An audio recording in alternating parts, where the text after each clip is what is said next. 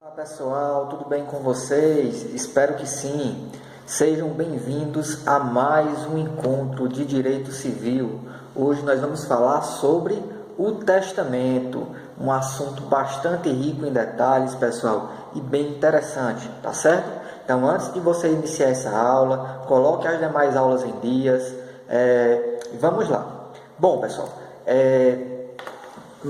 quando a gente inicia a falar de testamento, a primeira coisa que a gente tem que identificar é o conceito, tentar conceituar o significado de testamento, o que seria essa sucessão testamentária, tá certo? E eu quero remeter vocês aos artigos 1857 e 1858. Então vamos lá.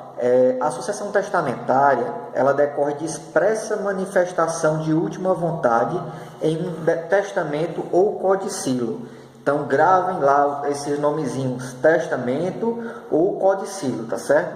Então a gente vai identificar o que seria o testamento, o que seria o codicilo, qual a diferença entre eles, tá bom? Bom, o testamento constitui um ato de última vontade, certo? Pelo qual o autor da herança dispõe de seus bens para após a sua morte, para que depois da sua morte e faz outras disposições.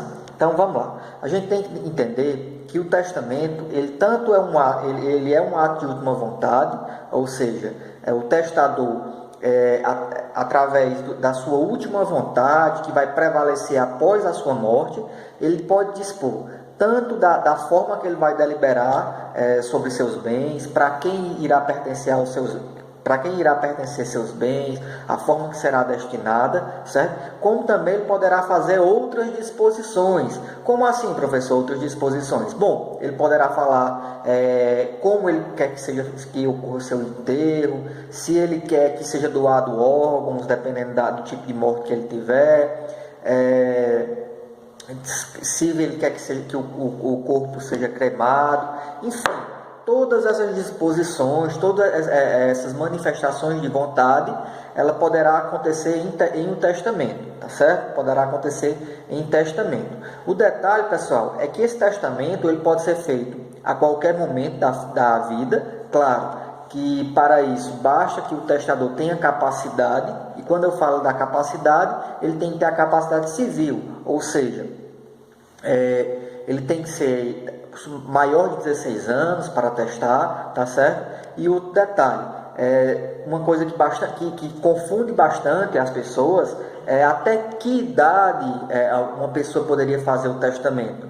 Bom, o testamento ele poderá acontecer até enquanto a pessoa tiver vida. Basta que o testador ele tenha pleno discernimento, tá certo? Ele tenha pleno discernimento. Tá certo? Então ele pode ter 90 anos, 95 anos, 100 anos, sem problema nenhum, desde que seja possível identificar o discernimento do testador, tá certo? Outro ponto com relação ao testamento é com relação às características desse testamento. Por quê? O testamento ele possui determinadas características que elas devem ser cumpridas para que esse testamento tenha validade. Então são elas, por exemplo, o testamento é um ato personalíssimo, privativo do autor da herança. Isso quer dizer que apenas a pessoa poderá atestar. Então apenas o autor da herança poderá atestar. Então eu não posso, por exemplo, fazer uma procuração pública autorizando uma pessoa a fazer um testamento por mim. Isso não é permitido, tá certo? Isso não é permitido. Outro ponto, pessoal, é que o testamento ele é um negócio jurídico unilateral. Isso quer dizer que não é possível o fazimento, a lavratura de um testamento conjuntivo.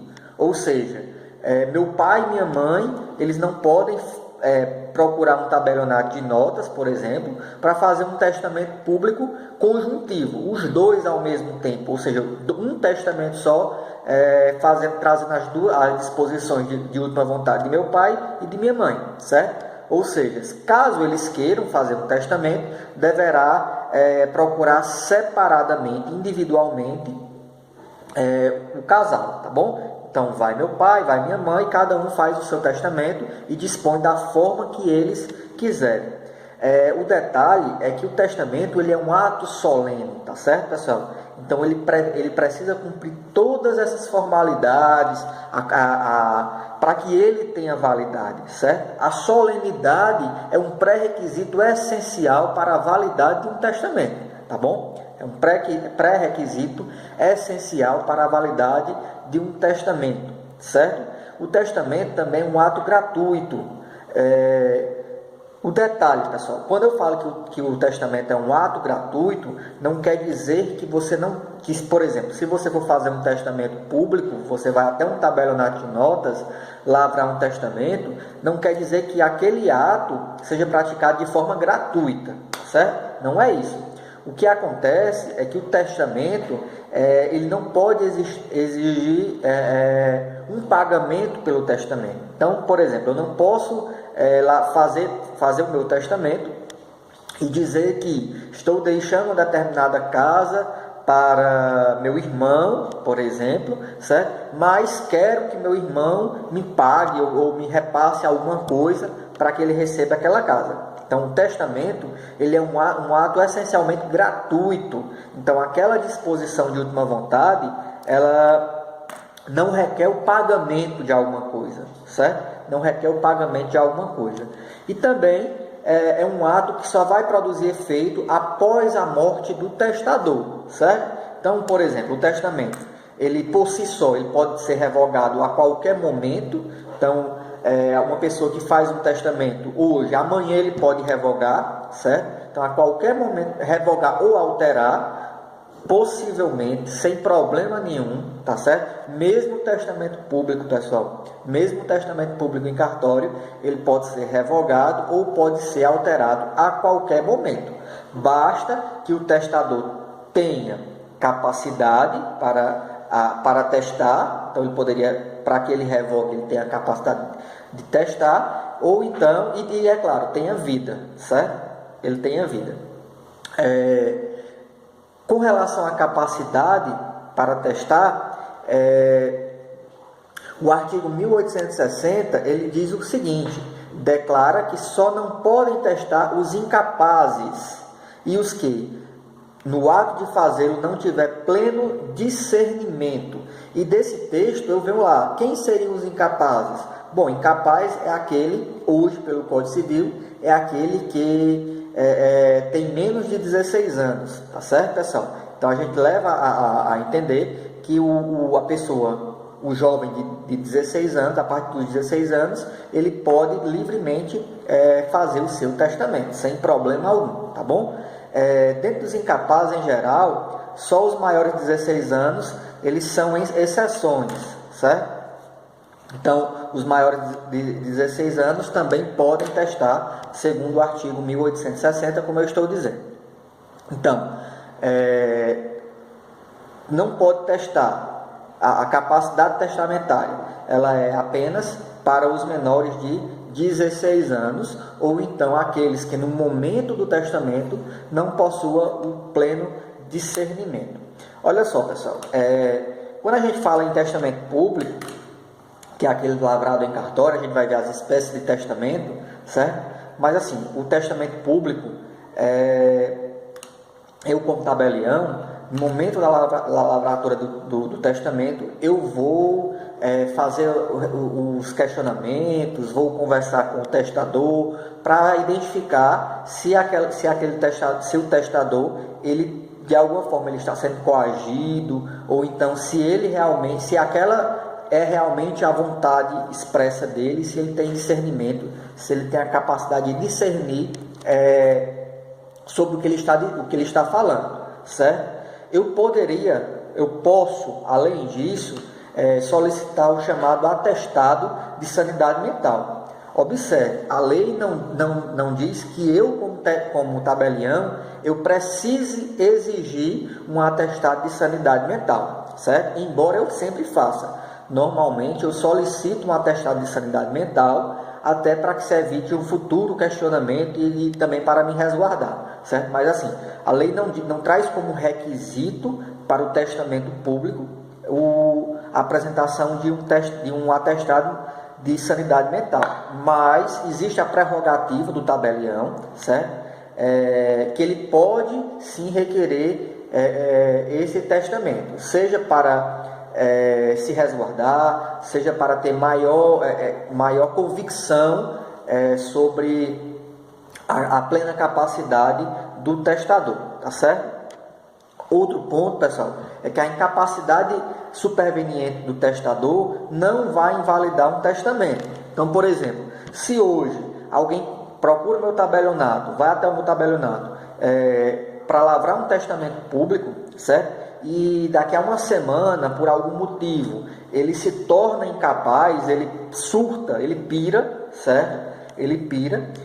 Tem algum problema mental que confunda as ideias dele, certo? Inclusive atestar possa ser interditado, enfim. Então, essa incapacidade superveniente, posteriormente à lavratura do meu do testamento público, não irá invalidar o testamento que foi feito cumprindo todas as formalidades, toda a solenidade, tá certo, pessoal? Então essa incapacidade superveniente, ela não vai invalidar o testamento, tá bom? Bom, então esses são os dispositivos gerais sobre o testamento, onde a gente fala o que é o conceito de testamento, as características do testamento e o que seria qual seria a capacidade ativa para testar. Então vamos lá para o segundo vídeo, onde a gente vai falar sobre as espécies de testamento. Olá pessoal, estou de volta. Nosso segundo vídeo de hoje nós vamos falar sobre as espécies de testamento. Vou remeter vocês aos artigos 1857 a 1990 do Código Civil. Então vamos lá. Relembrando, quem tem capacidade para testar a partir dos 16 anos, qualquer pessoa que tenha lucidez, certo? De pleno discernimento, tem capacidade testamentária, tá certo? Com relação às espécies testamentárias, nós vamos dividir as espécies em dois blocos. Primeiro, nós temos aqui os testamentos, as formas testamentárias ordinárias e as formas testamentárias especiais, tá certo? Bom, com relação aos testamentos ordinários, nós temos o testamento público, que é aquele lavrado em cartório, certo? Lavrado em cartório, onde a pessoa vai até o tabelionato de notas, e solicita ao tabelião a lavratura de um testamento público, tá certo? É requisito essencial do testamento público que o testador vá na presença de duas testemunhas, tá certo? Então o testamento público, o testador vai na presença de duas testemunhas, onde ele vai de forma livre, sem nenhum tipo de coação, dizer como será feito o testamento, quais são os atos, as disposições de última vontade, tá certo? Essas duas testemunhas, pessoal, juntamente com o testamento, ao término do testamento, eu faço a leitura, certo? Então é uma formalidade da lavratura do testamento público, que o tabelião ele faça a leitura a viva voz, tá certo? Ou seja, o testamento ele deve ser lido para o testador e para as testemunhas, que concordando eles assinam o testamento público, tá certo? Poderá ainda a parte levar uma minuta. Então olha só, a minuta ela não é obrigatória, mas caso o testador queira, ele poderá apresentar uma minuta para facilitar a vida do tabelião, né? É possível também a apresentação de uma minuta. O testamento público, ou melhor, nenhum tipo de testamento, ele exige a presença de advogado, tá certo? Então, assim, o testamento público é o mais seguro, porque o testador ele vai até um tabelião, profissional de direito, e esse profissional de direito vai orientar para que aquela disposição de última vontade possa ser cumprida, certo? Da maneira mais segura possível. Então, o tabelião ele vai orientar sobre a legítima, vai tirar todas essas dúvidas que possam surgir para o testador, tá certo? A segunda forma de testamento ordinário é o testamento cerrado, certo? Esse testamento cerrado, ele também é conhecido como testamento místico ou secreto. Por quê? O testamento cerrado, ele é feito da seguinte forma: o testador ele faz a próprio punho, ou ele pode digitar o seu testamento, os atos de última vontade, e rubricar, assinar e rubricar, enumerar, assinar e rubricar todas as folhas, certo? E leva para o tabelião. O tabelião ele não vai ler aquele testamento, mas ele vai olhar as formalidades, certo? E vai lavrar o chamado auto de aprovação do testamento, certo? Auto de aprovação do testamento. E esse auto de aprovação do testamento será lido para o testador e será assinado na presença também de duas testemunhas, certo? Essas duas testemunhas, pessoal, do testamento cerrado, elas só irão assinar, só terão conhecimento do ato de aprovação do testamento cerrado. Então, elas vão assinar o ato de aprovação do testamento cerrado e vão ter conhecimento da existência do testamento cerrado, tá certo? Mas nem o tabelião, nem as testemunhas vão ter acesso à leitura do ato de disposição de última vontade, certo? A leitura do próprio testamento. Na prática, pessoal, o testamento cerrado, ele é até, por não trazer tanta segurança, que eu vou já explicar o porquê, ele não é tão utilizado. Pelo menos eu, nos meus 14 anos aí de tabelionato, desconheço, nunca vi o testamento cerrado, mas antigamente ele era bastante utilizado. Por quê? O testamento cerrado, após toda essa formalidade, onde o tabelião ele vai fazer o auto de aprovação, vai assinar juntamente com as testemunhas, o testador vai assinar o testamento cerrado, beleza? Ele é lacrado, certo? Com uma cerazinha de lacre, e o tabelião ele vai cozer, ou seja, ele vai costurar aquele testamento, certo? Isso é uma formalidade.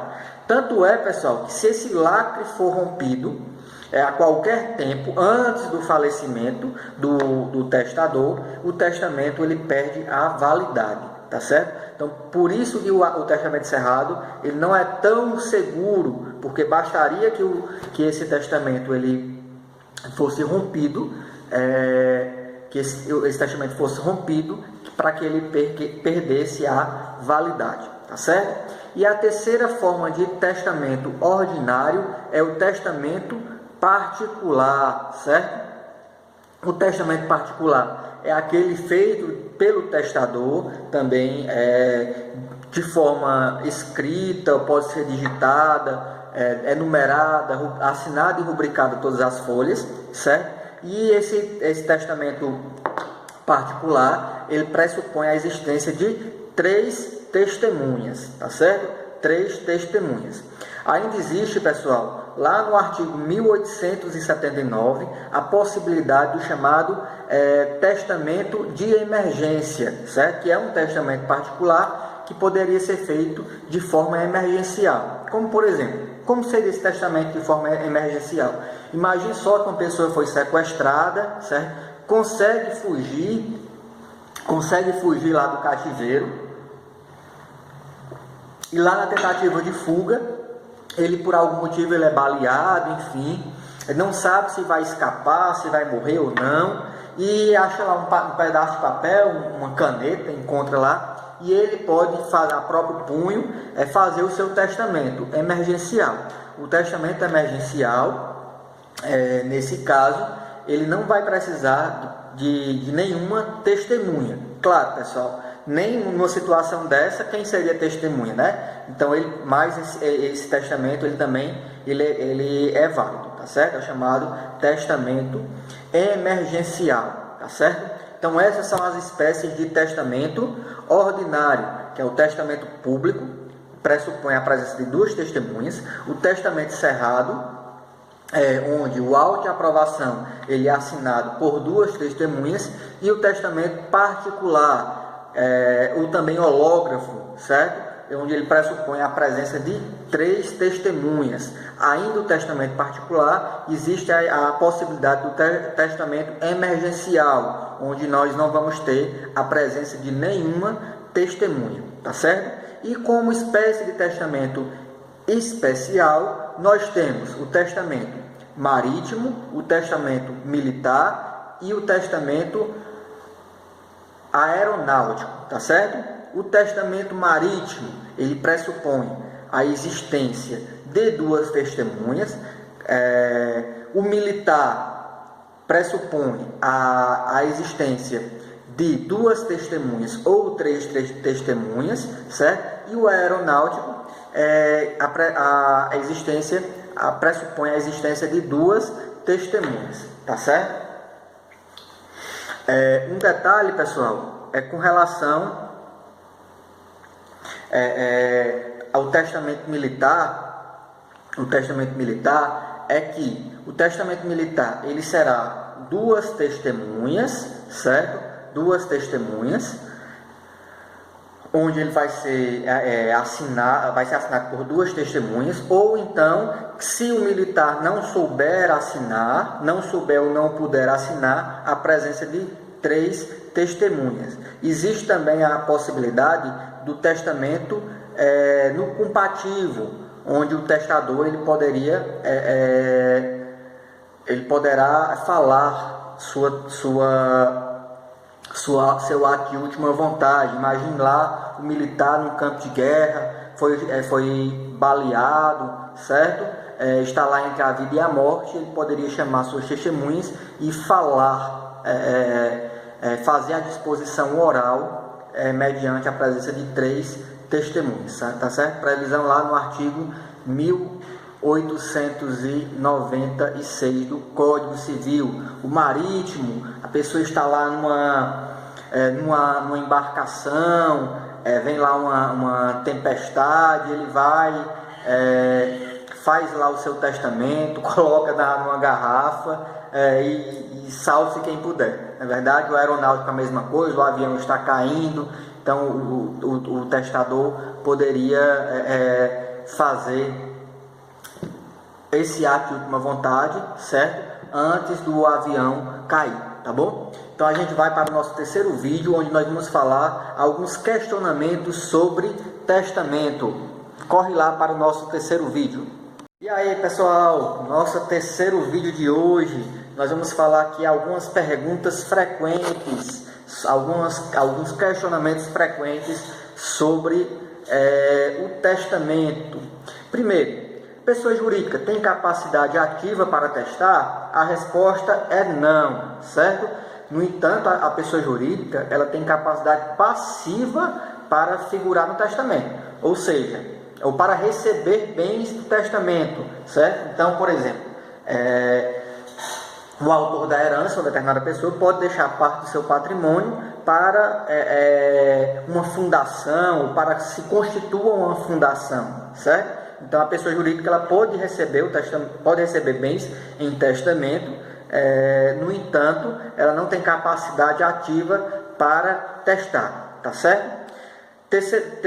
Segundo ponto, o pródigo tem capacidade ativa para testar? Quem é o pródigo, pessoal? O pródigo é aquela pessoa que vai dilapidando todo o seu patrimônio, certo? O chamado filho pródigo, né? Enfim, aquelas pessoas que não têm controle sobre o seu patrimônio, acaba com o seu patrimônio, então ela pode ser, ela tem de uma certa forma uma capacidade restrita, certo? Mas ela teria uma capacidade ativa para testar. Então a pessoa que tenha sido que tenha sido considerada pródiga, ela tem capacidade ativa para testar, certo? É possível criar fundação por testamento? A resposta é sim, e eu já respondi lá no início, né? Onde o testador ele pode deixar parte de seu patrimônio para que seja constituída uma fundação, tá certo? Mais um requisito: é possível substituir beneficiário de seguro de vida por meio de testamento? A resposta também é sim. Então imagine só que uma determinada pessoa tem um seguro de vida, certo? E beneficiou João tem um seguro de vida e beneficiou Maria para o seu seguro de vida. Para o seu seguro de vida, seria a beneficiária após a morte. Aí ele vai lá, faz um testamento e diz que não, aquele seguro de vida, quem irá ser o beneficiário daquele seguro de vida vai ser Josefa, certo? Então ele pode fazer isso através do testamento e basta que posteriormente ele comunique à seguradora sobre essa substituição, tá certo? É possível também reconhecer filho por testamento? Sim, certo, pessoal? Então é possível o reconhecimento de paternidade ou maternidade, que é mais difícil, mas enfim, é plenamente possível o reconhecimento de filho através do testamento. E assim, o que eu tenho a acrescentar aqui é que esse reconhecimento de filho por meio do testamento, ele é irrevogável, tá bom? Então, se alguém vai lá, faz um testamento e reconhece que é pai de fulano, e posteriormente ele vai e revoga aquele testamento no todo, aquela disposição que reconhecia a paternidade, ela é irrevogável, tá certo? Então, o reconhecimento de filho, aquela disposição sobre o reconhecimento de filho, ela é irrevogável, tá bom? É possível nomear tutor ao filho menor? Também é possível, pessoal. Olha só, um testador, imagine só uma mãe solteira, uma mãe solteira, muito preocupada, caso ela venha a falecer, ela poderia lá no seu testamento já fazer a nomeação do tutor de seu filho em caso do seu falecimento, certo? É possível destinar parte do patrimônio para instituir bem de família? Sim, certo? Sim, é possível instituir parte do patrimônio para bem de família, porque o que tem a acrescentar sobre o bem de família? O bem de família, pessoal, é aquele patrimônio que é protegido, onde ele é inalienável, ele é impenhorável, incomunicável, enfim, ele é protegido, certo? E é claro, com relação ao bem de família, é possível a instituição de parte do seu patrimônio para o bem de família. No entanto, o seu patrimônio, essa parte que será instituída como bem de família, ela é limitada até 1/3 do patrimônio, certo? 1/3 do patrimônio. Também não poderá ser instituído bem de família sobre a legítima, tá bom? É possível reabilitar herdeiro indigno, certo? Lembram lá da indignidade? Sim, né? Então um determinado filho causou algum ato que possa ser considerado, pode ser levado à indignidade. Então o testador, através de ato de última vontade, ele traz o perdão, ele perdoa, certo? O ato praticado pelo filho. Então é possível sim o perdão, reabilitar um filho indigno. E por fim, pessoal, eu digo que também é possível um determinado pai deserdar um herdeiro necessário, um filho, certo? Basta que aquele filho tenha praticado aqueles atozinhos previstos no Código Civil, certo? Então, o pai, ele, através de ato de última vontade, ele tem que demonstrar, certo, a prática daqueles determinados atos, tá bom? Então, vamos lá, pessoal. Recapitulando, quais são os tipos de testamento Quais são as espécies de testamento? Nós temos os testamentos ordinários, onde nós temos o testamento público, o testamento particular e o testamento cerrado. E nós temos os tipos de testamento especiais, onde nós temos o marítimo, o militar e o aeronáutico, tá certo?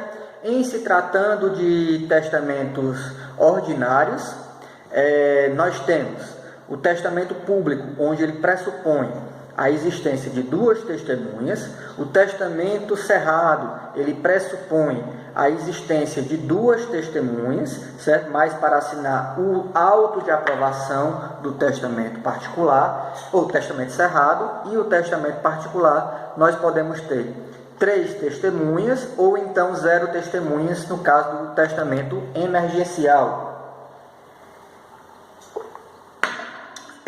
O analfabeto, ele pode testar? O analfabeto, ele pode fazer o testamento público, certo? No entanto, o analfabeto não poderia fazer o testamento, nem o testamento cerrado e nem o testamento particular. Até porque, dentro das formalidades do testamento particular, é que ele faça a próprio punho, ou então ele assine todas as folhas.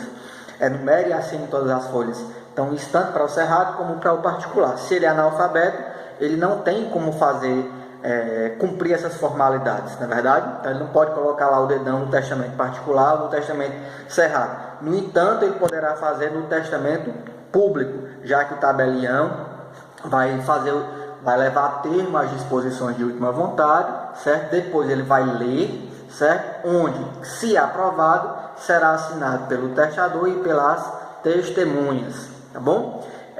O cego pode testar? O cego também poderia fazer o testamento público.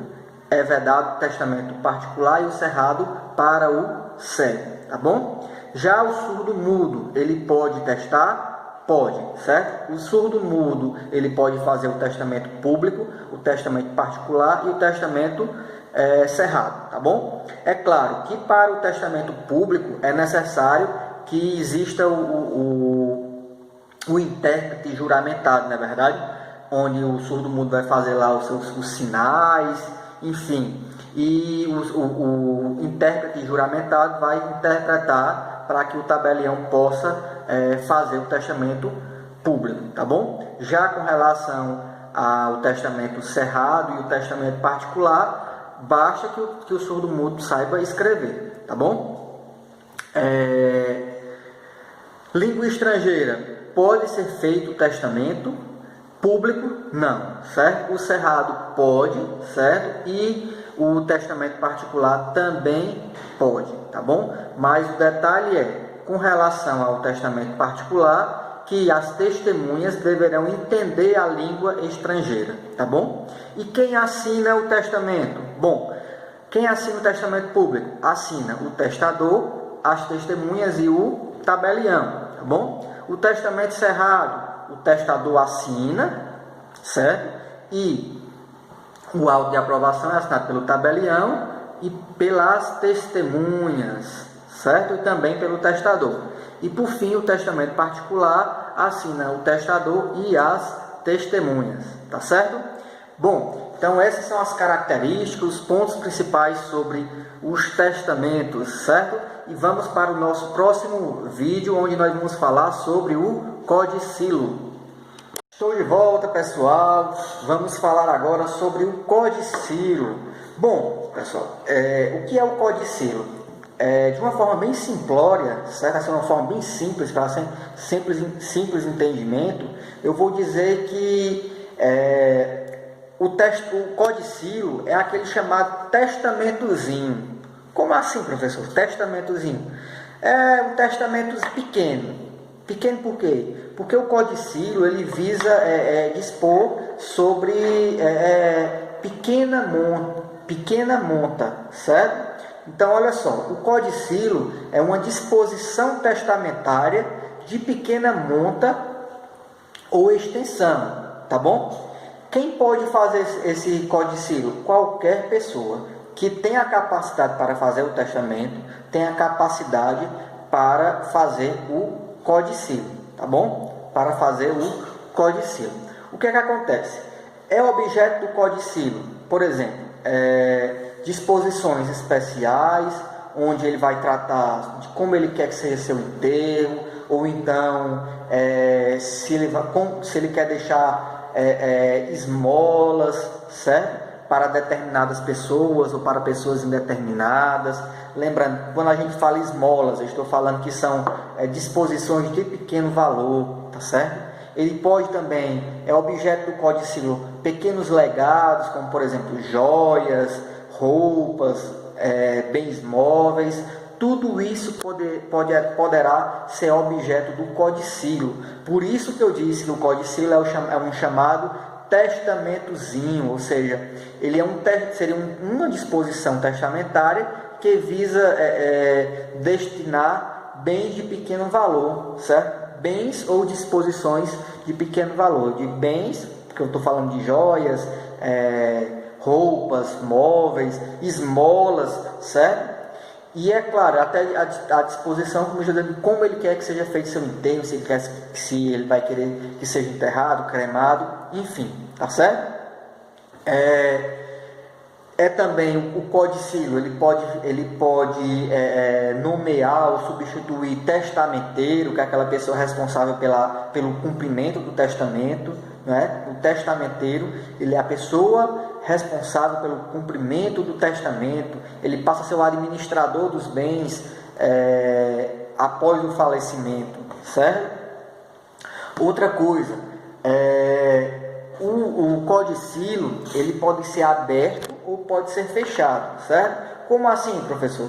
Bom, o codicilo aberto, ele teria as mesmas características lá do testamento particular. E lá o codicilo fechado, segundo o artigo 1885, ele tem a mesma forma do testamento público, tá certo? A última indagação sobre o codicilo é se é possível coexistir um testamento e um codicilo. E a resposta é sim, se um não for, se não tiver conflito entre os dois.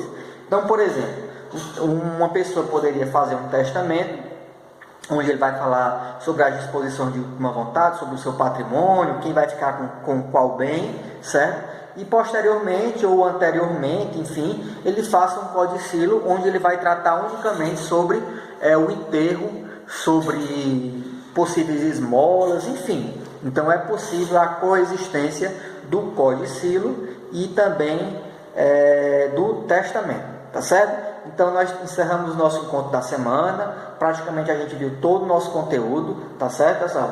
Então espero que vocês tenham gostado do formato de vídeos rápidos e até a próxima!